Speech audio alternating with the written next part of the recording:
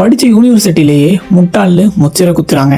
பெற்றோர்களை இவரை ஏளனமா பாக்குறாங்க, மட்டம் தட்டுறாங்க. அப்படிப்பட்ட இவரு வாழ்க்கையில டீனேஜ் வரைக்குமே அவமானத்தை மட்டுமே அதிகமா பார்த்துட்டு இருந்திருக்காரு. சின்ன வயசுல இருந்து தனக்குள்ள எழுந்த கேள்விகள் யாராலையுமே பதில் சொல்ல முடியல. ஆன்மீகத்துல மட்டுமே அதிக கவனம் செலுத்தணுங்கிற அவரோட பெற்றோரோட நோக்கத்தை தவிர்த்து இவருக்கு அறிவியல் மீது அதிக அளவு ஈர்ப்பு வருது. அந்த ஈர்ப்பின் காரணமா தன்னோட விடை தெரியாத பதில்களுக்கு விடை தேடி பல வருடங்கள் கப்பல் பயணத்துல மேற்கொள்றாரு. நீ எல்லாம் முட்டாளு, எதுவுமே பண்ண மாட்டேன் அப்படின்னு சொன்னவங்களே இவரை பின்னால மிகப்பெரிய அறிஞரா பேசப்படுறாங்க. அவரோட புகழ்ச்சி இன்னை வரைக்கும் இருந்துட்டு தான் இருக்கு. அப்படிப்பட்ட ஒருத்தர் பல வருட கப்பல் பயணத்துக்கு அப்புறம் தியரிட்டிக்கலா விலங்கினங்களும் அதோட சூழ்நிலைகளுக்கு ஏற்பாவது எப்படி பரிணாமித்துக் கொள்ளுது அப்படிங்கறத பத்தி ஆராய்ச்சி தெல்ல தெளிவா தி ஆரிஜின் ஆஃப் ஸ்பீசிஸ் அப்படிங்கிற ஒரு புத்தகத்தை ஒரு தியரிட்டிக்கலான வடிவில் ரிலீஸ் பண்றாரு. அறிவியல் உலகத்துல அன்னைக்கு அது மிகப்பெரிய தாக்கத்தை ஏற்படுத்துது. அப்படி அந்த புக்கை எழுதுனது யாருங்கிறத பாக்குறதுக்கு முன்னாடி இந்த வீடியோ ஒரு லைக் பண்ணிட்டு மறக்காம நம்ம சேனலை சப்ஸ்கிரைப் பண்ணிட்டு கூட இருக்கிற பெல் பட்டனை அமைக்கிறங்க. அந்த புக்கை எழுதினவர் தான் எவால்யூஷன் தியரினாலே சார்லஸ் டார்வின் அப்படிங்கிற அளவுக்கு ரொம்பவே ஃபேமஸ் ஆனவர் தான் இவரு.